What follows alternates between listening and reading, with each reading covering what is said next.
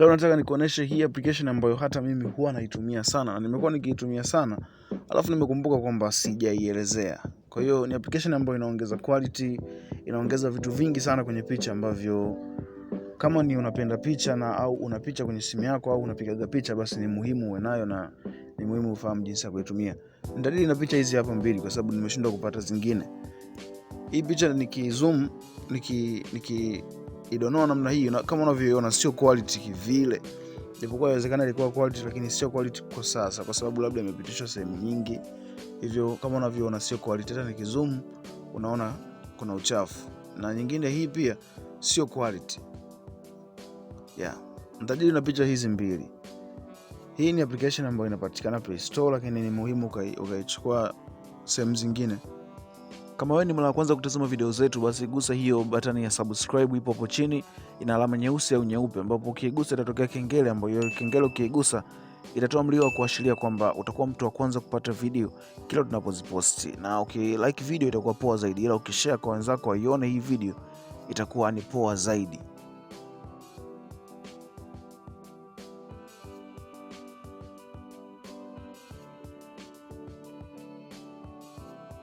Application yetu ni Photo Tune. Inaitwa Photo Tune. Hii hapa. Hii application itakwenda kutumika kama ifuatavyo. Kuna vipengele vinne. Kila kipengele nitakuonesha kinavyofanya kazi. Nitaanza na kipengele cha kwanza ambacho ni enhance. Hiki ndio kinatumika kuongeza quality. Nikianza na hii picha ya kwanza, kama unavyoona, upande wa kushoto ni before, upande wa kulia ni after. Nikiweka mstari katikati unaona kuna utofauti kati ya before na after. Ya before ina uchafu, ya after ni safi. Hata nikizoom utaona utofauti kwenye before na after. Before havionekani vitu vizuri, lakini after angalau imejitahidi.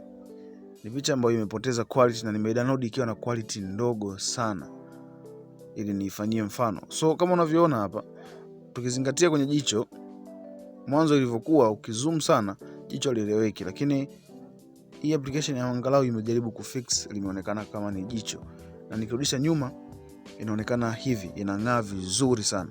So hivi ni before na hivi ni after.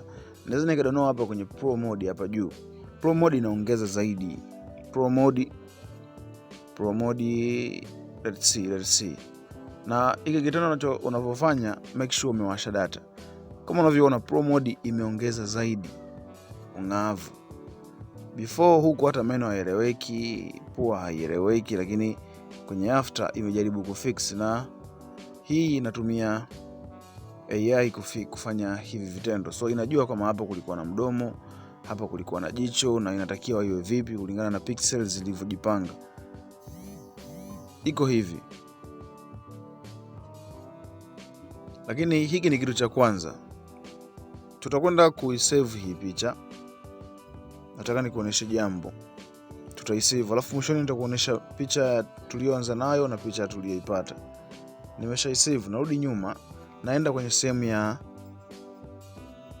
beauty hapa, sehemu ya pili. Sehemu ya beauty. Nitaidonoa ile picha ambayo nimeisave ikiwa na quality nzuri. Kwenye beauty hapa ina fix kidogo sana. Na make sure picha yako inaonesha sura, au kama sio sura basi ni kitu ambacho kinaeleweka. Hii beauty pia inafanya kazi kama AI. Kama unavyoona kuna vitu imevifanya. Ukiachana na quality, imeongeza details muhimu zaidi ambazo zinafanya sura ya mtu ionekane iko clean. Kama unavyoona mwanzo ilikuwa hivi, lakini baada ya kupitisha beauty imekuwa hivi, clean kabisa, imefix mazima hivi. So kama picha yako inaonyesha sura, nenda kwenye enhance, fuata kwenye beauty. Kwenye beauty hapa pia nitasave picha ile moja. Nikisha isave nitakuja kwenye HDR nitaingiza picha niliyotoka kusave si muda mrefu iliyopita kwenye beauty. Hii HDR sio muhimu kutumia kwenye kila picha. Na hapo nataka nikuoneshe kitu. Sio muhimu kutumia kwenye kila picha.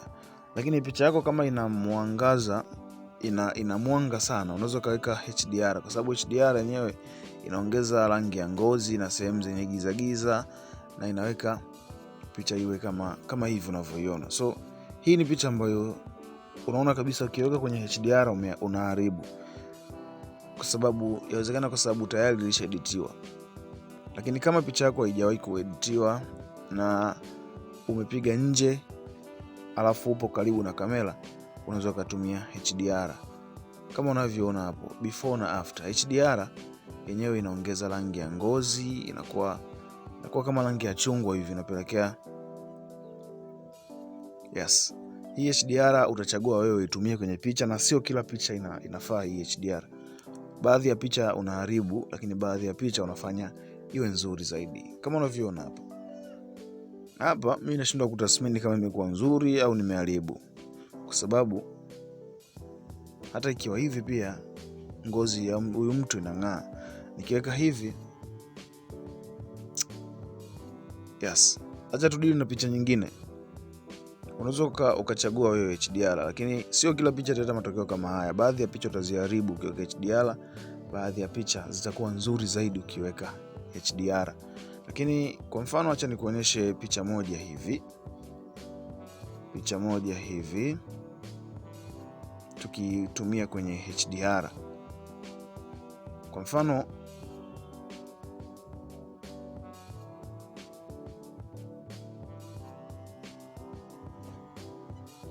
Kwa mfano picha ya huyu mtu, sijajua kwa nini nimeweka hivi, nili screenshot, sijui nilifanya nini, lakini nimeikuta huko. Inawezekana imetoka WhatsApp. Picha hii as you can see, before iko hivi, lakini after iko hivi. Picha zenye rangi hii ukitumia HDR zinakuwa nzuri zaidi. Acha ni save alafu ni import mara ya pili. Mara ya pili nita apply HDR, beauty ya mwisho. HDR kwa picha kama hizi inafanya vizuri. Kama unavyoona, before ilikuwa hivi, lakini HDR imefanya iwe hivi. Then nita save. Alafu acha ni apply beauty kwa mara ya mwisho kwenye picha ambayo tayari imeshatumiwa HDR. Niki apply beauty ndio inafanya ing'ae kwa mara ya mwisho. As you can see, picha imekuwa nzuri tofauti kabisa na mara ya kwanza. Then nitakuonesha hapo before na after ya hii picha, before na after ya kila picha ambayo tumei enhance.